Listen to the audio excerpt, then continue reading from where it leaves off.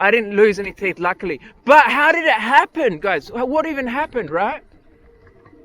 Well, let me tell you what happened next. She said sorry. Actually, I was the first one to say sorry because she went flying, guys. My face hit her face. And she literally got airborne. Her feet were in the air and she was flying backwards. She must have gone like... Please, decelerate. Oh my God, are you alright? I think that's what I said. And then the next words that came out of her mouth were...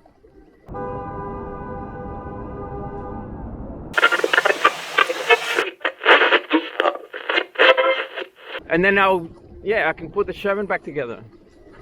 Because at that point, I'm going to know that, you know, it's either they want to inspect it or no, they don't want to inspect it. I'm guessing they won't, you know, it's ridiculous. It's like inspecting someone's broken fridge because they jaywalked.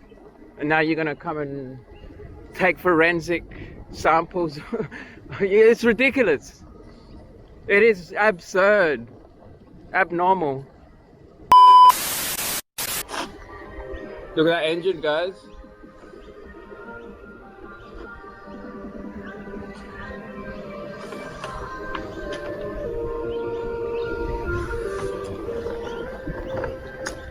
Would you swap your EUC life for a Ferrari life, guys? So someone said to you, look, I'll give you a Ferrari right now, but all you got to do is give up EUCs for life. So you can never ride a wheel again for the rest of your existence, but you get a free Ferrari. Would you take it, guys? Would you take it? That's like a deal with the devil. The devil, and that reminds me of a little topic of xenophobia. There's all types of xenophobes, you know, people that don't like certain races, religions, and groups.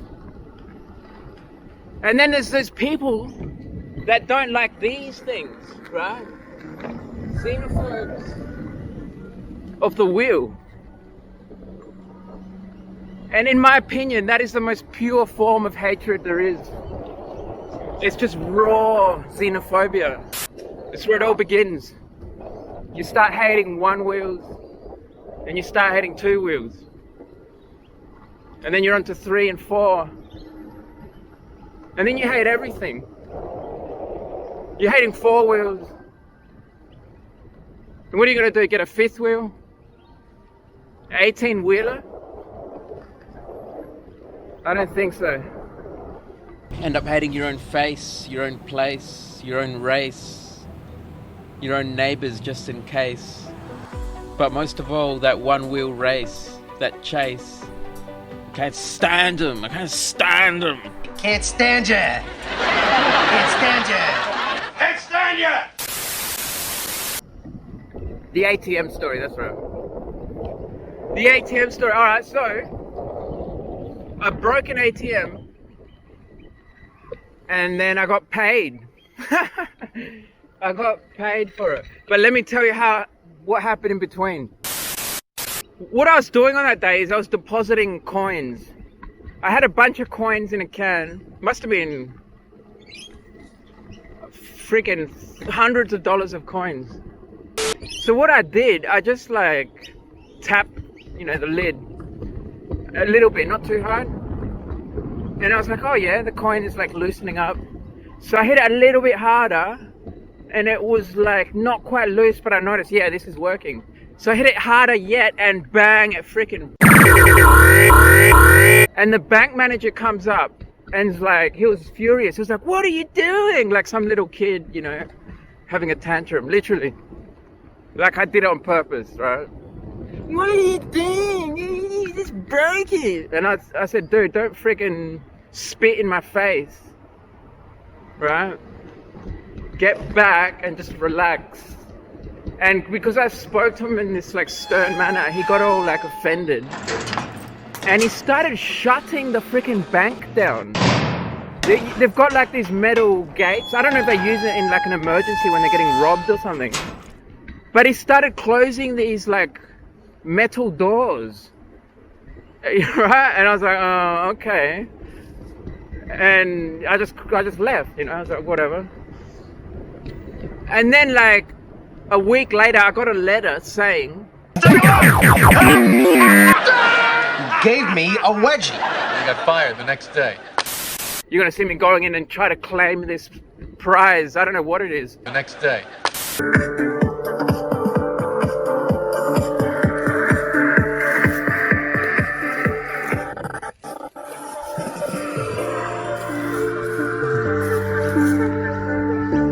What's up? Out in the park with my carrot juice again. Same old, same old. And I've been trying to find a nice place to stop and talk. Everywhere I go, I can hear kids screaming at the top of their lungs. No one wants to hear that, do they? So we're out here. I can still freaking hear them, guys, believe it or not. That's why I turn on the music extra loud. Still hear them.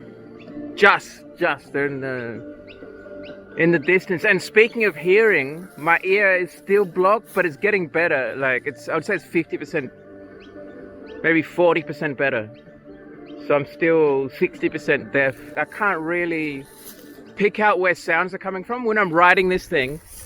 And then I hear like anything. I always look to the right because my left ear doesn't have like much sound coming in.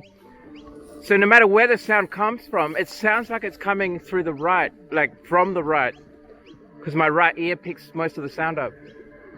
It's crazy. It's like you just hear something there and you look there and say, what? Oh no, it's right there. You got like mono sound, you know? It's like if you only have one ear, you can't tell where anything is coming from when you hear it. All you can tell is that the sound is there, but you have no idea which direction it's coming from. Kind of crazy, isn't it? But it's been 5 days now, or maybe 6 days, guys. I'm getting used to it, to be honest. But let's cruise. Let's go have a chat. We'll jump on this thing and talk about two stories, two very interesting stories, guys.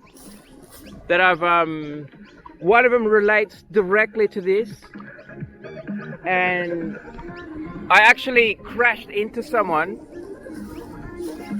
Face first, guys. A chick. It was a girl. And I'll tell you the story. Face first. And she went flying. Literally, she got airborne. It wasn't my fault, guys. I'll tell you what happened. And this was a while ago. It was on my 16X too.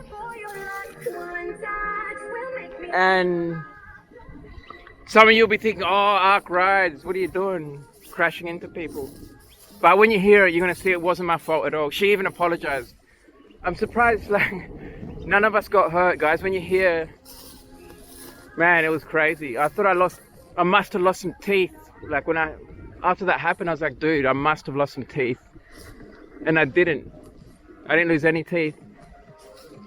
And yeah, let's not talk, let's go somewhere so we can chill. And the other story is about how I broke an ATM. And then I got paid for it, guys. Crazy. I'm not joking, guys. I want to show you the proof. And not in this video. I won't show you the proof in this video. In the video coming up, we're going to go claim this prize using this wheel. Like the Wheel of Fortune. And then you're going to see I'm not lying. I'm not bullshitting. It's from the bank. I broke one of their ATMs. Not on purpose. But broke it nonetheless, and the manager wasn't too happy. It was, yeah. Wait till you hear the story. So where can we go? Where can we go on this day? On my walking aid again. Walking like freaking Michael Jackson on crack. Michael Crackson. Alright, so was I gonna say? Oh, just one thing I want to let you know. My Sherman, someone asked me about my Sherman. I can't remember who it was. I think it was Humboldt Schizo. And I forgot to answer. And now I don't know where that comment is. But he asked me about my Sherman getting back on the road. Like, oh, if you've been following, you'll know all I need is a tube. And I ordered that tube. And it actually already arrived, guys, a while ago. But I'm not putting it back together yet for a very good reason, guys. And that reason relates to my legal issues that I've been having.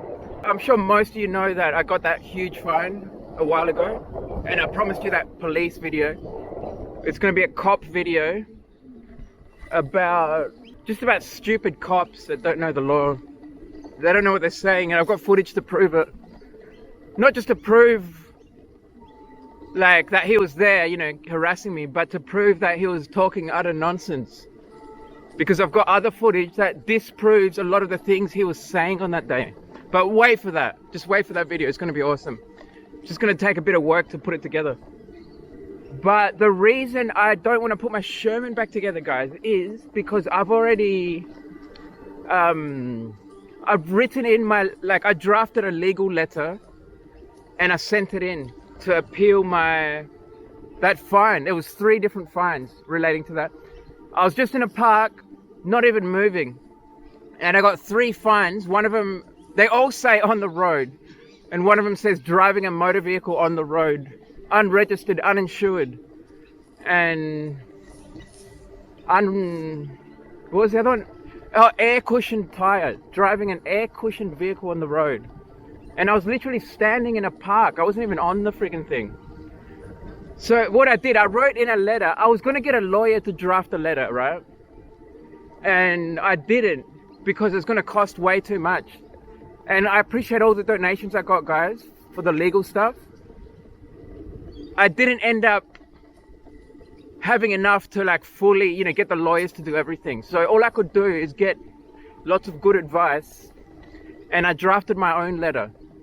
Because for them to draft one, it was going to cost a couple of grand. Can you believe it? Like $2,000 for a letter. It's ridiculous. It costs more than a freaking commander. So I'm going to do it I already did it. Like I said, I did it myself. It's like a 4-page letter. I think I did a very good job too. I'll show you, if you guys are interested, let me know, and I'll show it in one of the next videos. I'll read it out to you. It's 4 pages though, it's pretty long. But I've explained in that letter that I'm a mechanical engineer. All of this is true, by the way. I graduated with first-class honours from the University of Adelaide.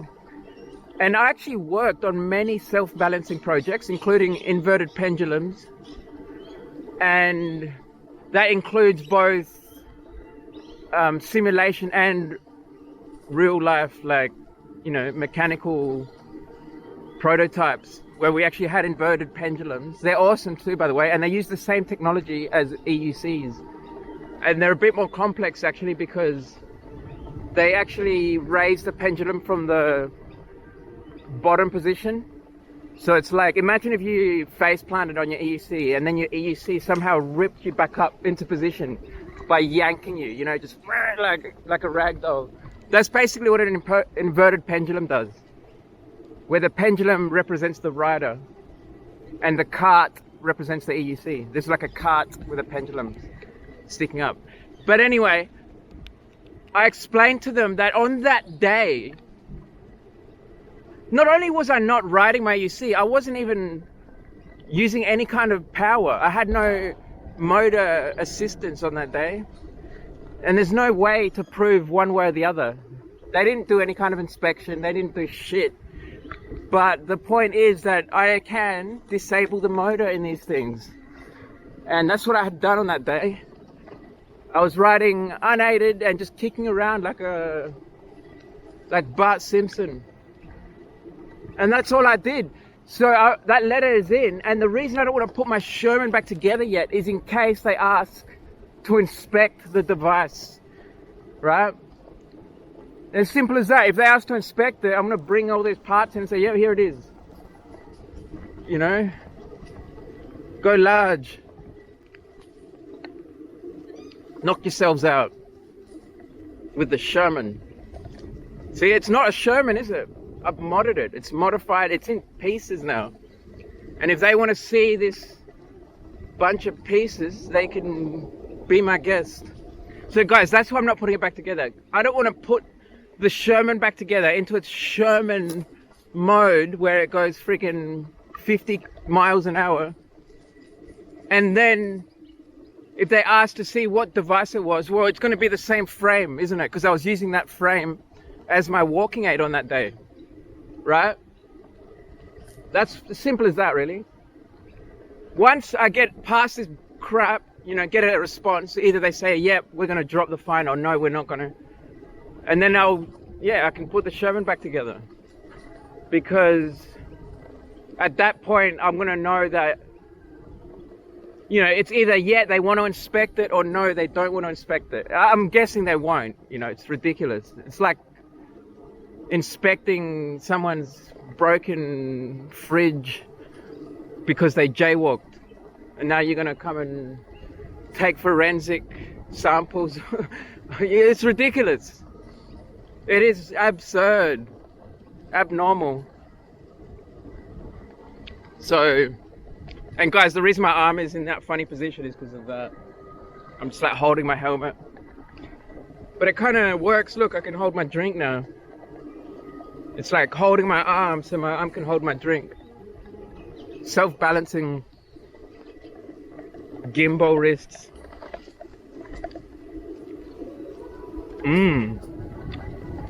So yeah, guys, that's that. And now I can tell you the story that I was going to tell you about.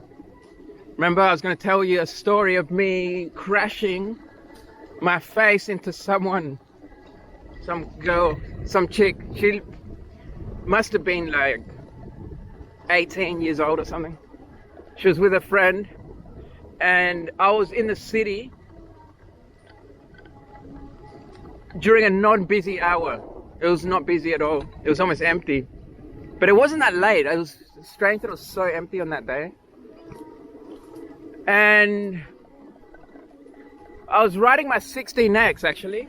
I'm almost certain that this occurred before I got my Sherman.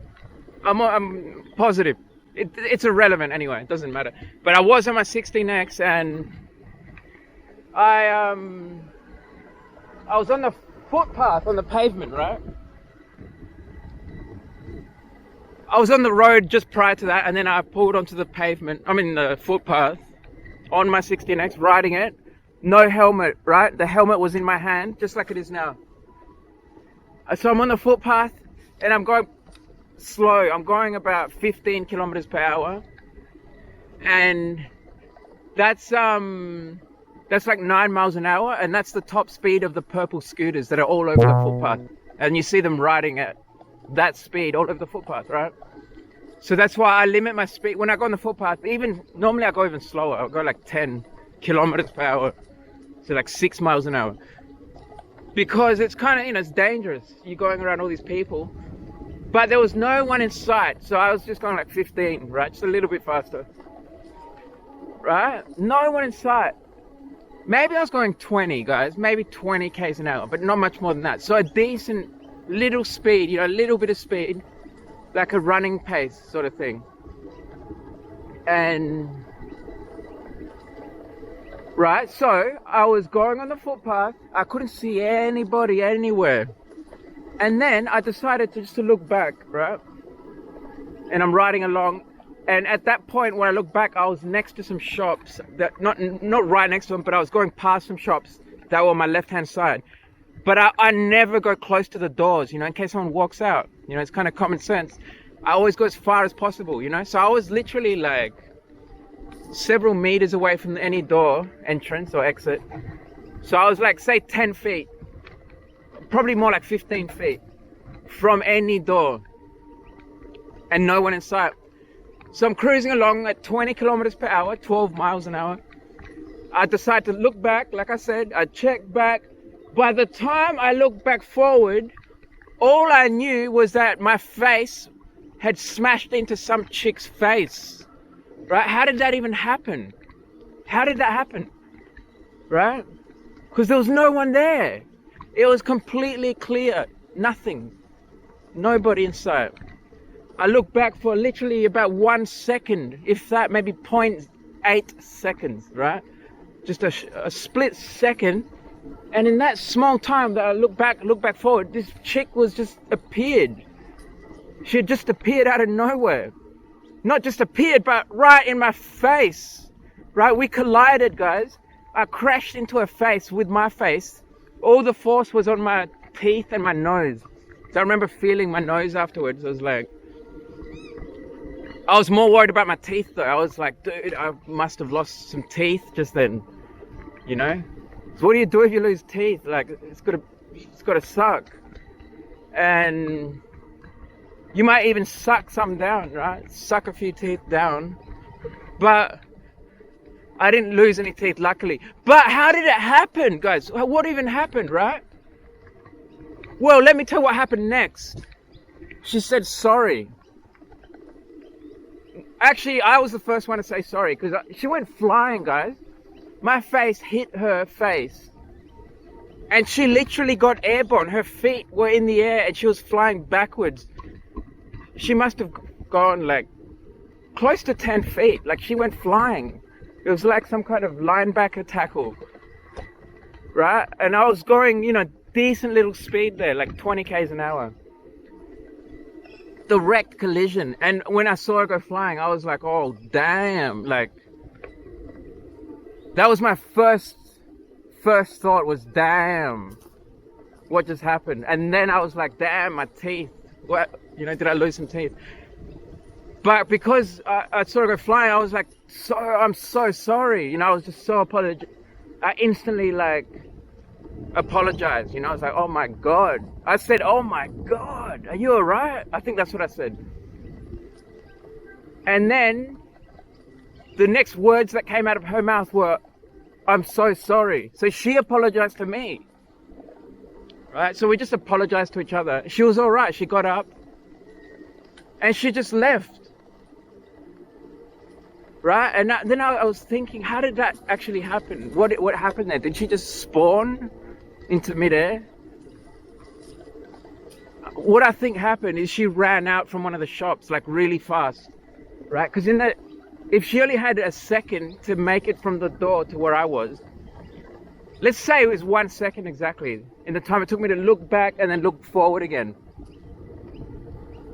she had to have traveled 3 meters in that time, in that 1 second. So that's 3 meters per second. That's like 6 miles an hour. 10 k. That's not very fast, I guess. 10 k's an hour, but maybe it was less than a second. Maybe it was half a second that you know, it's just one head check. So then she's going double that.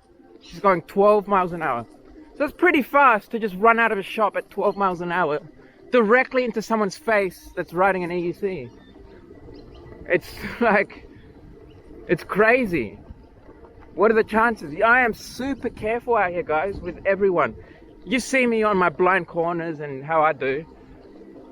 I slow down for everyone. Anytime I see someone on the path that hasn't seen me, I slow right down.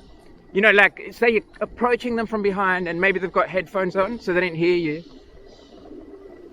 Then I slow right down because they might sidestep, right? Just like this chick side sprinted into me. Someone might sidestep, just one step to the side, and the same thing's going to happen. And that's much more likely compared to some chick freaking running out of a shop into your face. It's a supercar up here. Let's check out this supercar. But oh, it's a Ferrari. And even with all the care I take, all the care in the world, it's still, it wasn't enough, guys. It's still, the Ferrari's just back there. Can you see it?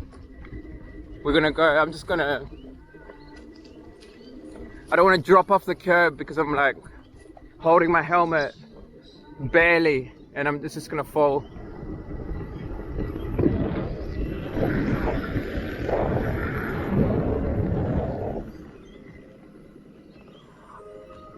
Ferrari.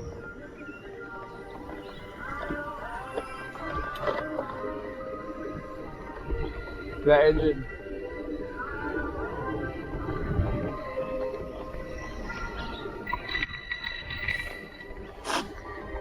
Look at that engine, guys.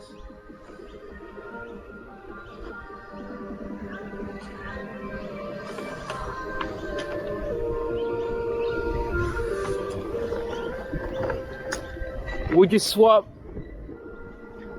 your EUC life for a Ferrari life, guys?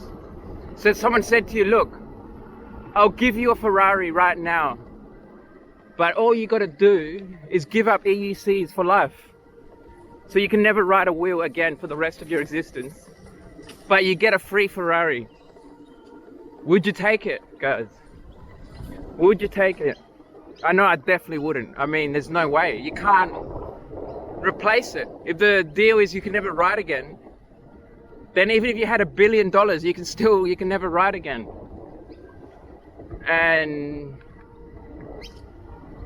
I just can't see myself doing that kind of a deal. That's like a deal with the devil. The devil, and that reminds me of a little topic of xenophobia.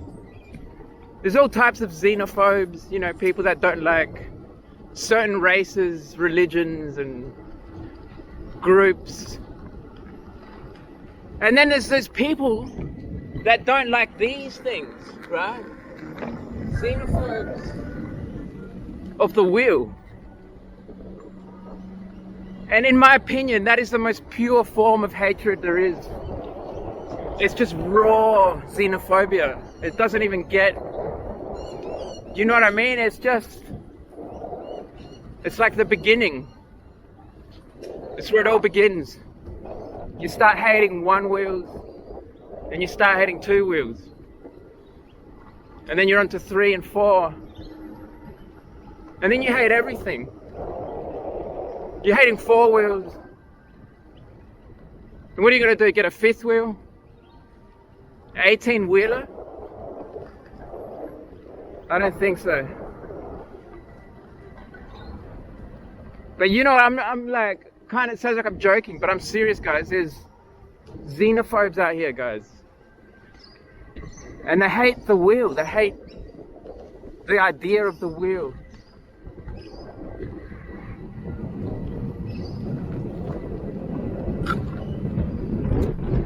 I just don't understand it.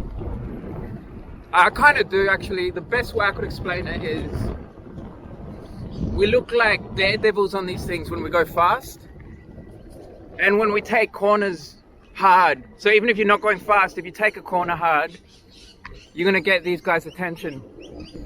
And it's going to show, the hate is going to show.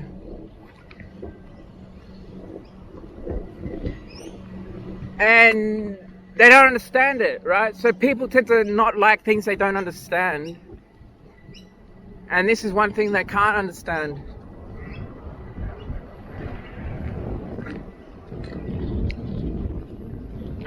All I'm doing is standing on this thing. Just rolling around. Safe as can be. Don't get much safer.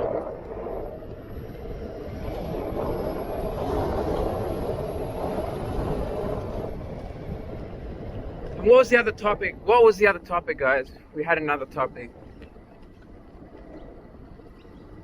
So I told you the story about crashing into that chick. And there's one more.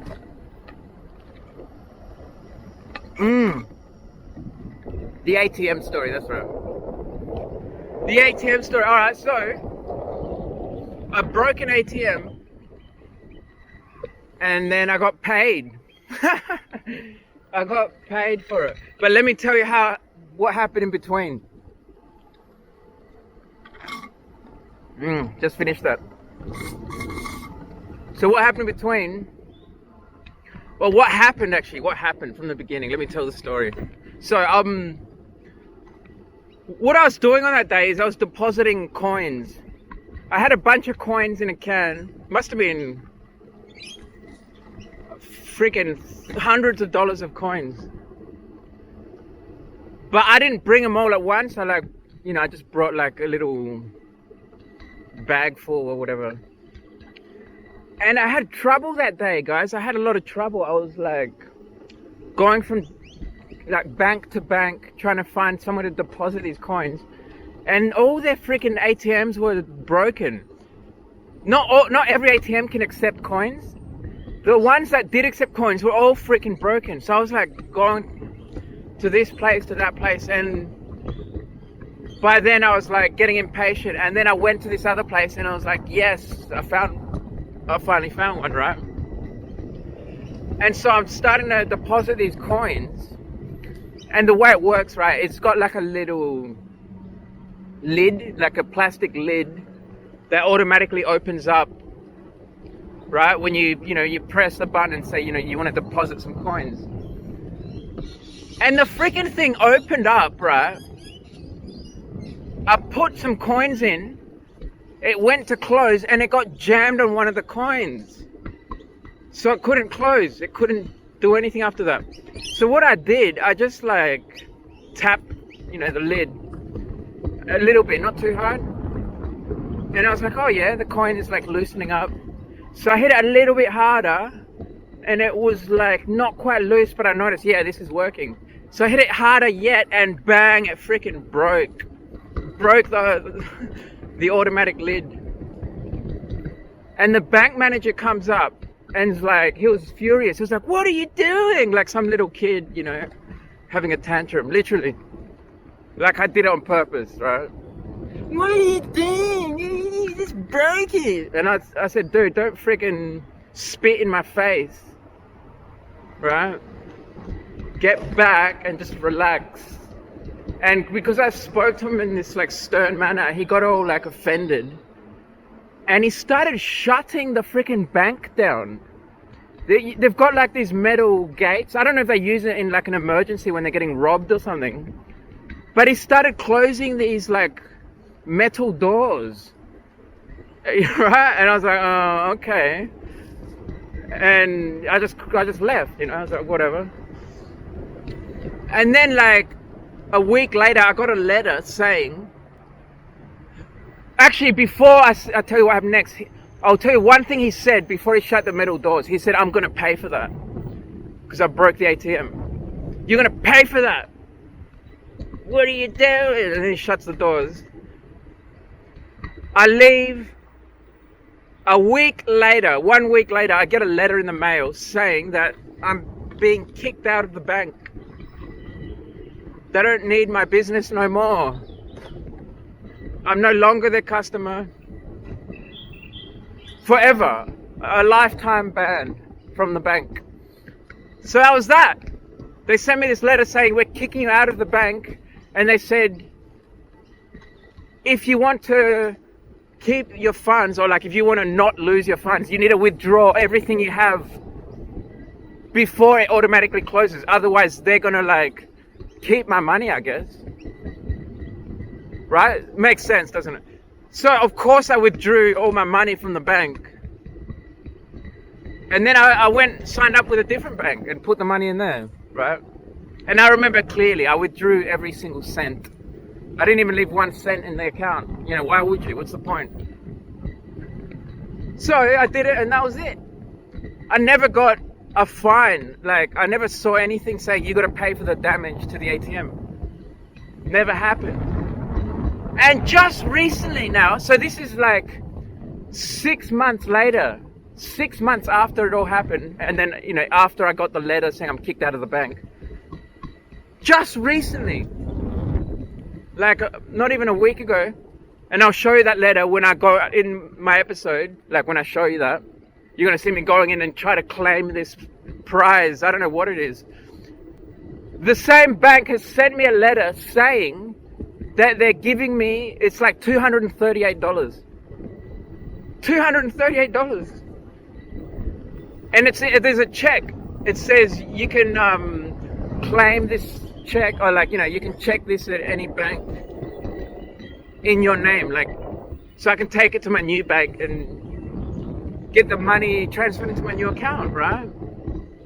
What is going on? Like, what is this check? Right? I can't understand. It's like, Maybe they got it wrong. Maybe it's meant to be a fee, but they forgot to put the negative in there. So now they're giving me money instead of charging me money, right? Because it sounds about right. $238 sounds like what it would cost to fix the damage. But it's positive. It's money for me, right? It's like they're giving it to me. That's that, guys. That's that. And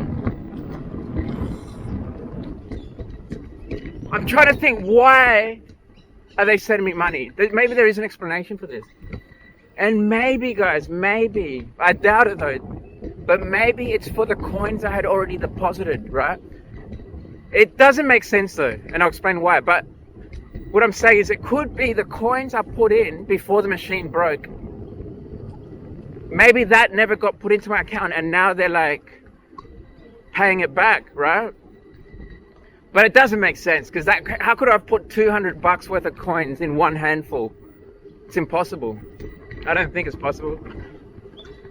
Maybe if they were all $2 coins, you know, and you had a big hand, but nah, that's not what happened. And they weren't all $2 coins. They were like a bunch of like small coins and stuff too. So that's the only thing I can think of, guys. I can't think of what else might have happened. Doesn't make sense. I hate these bins. Look, they don't let you open it. Ah! Yeah. See, look, you can't open the freaking thing. So what, like, for what? So you can't get shit back out of it? So you put something in the bin and you're like, oh no, I forgot. Like, that was my wallet and now you can't get it out. Maybe that's how they pay for the service. But that's the end of the episode, guys. That's the end. Today's vlog. And yeah, I'm enjoying this process of just making daily vlogs. Because I always like used to debate, you know, on certain days I'll be like, alright, today I won't upload. You know, just because it's so much editing and all that. But now if I do these vlogs, I can upload every day. And I enjoy like just coming out here and going for a ride and having a chat with you guys, because I enjoy riding. And now we get two things done at once. And I enjoy chatting with you guys too. So now we put two things together. And yeah, that's it, guys. That's it. All right, guys. Peace.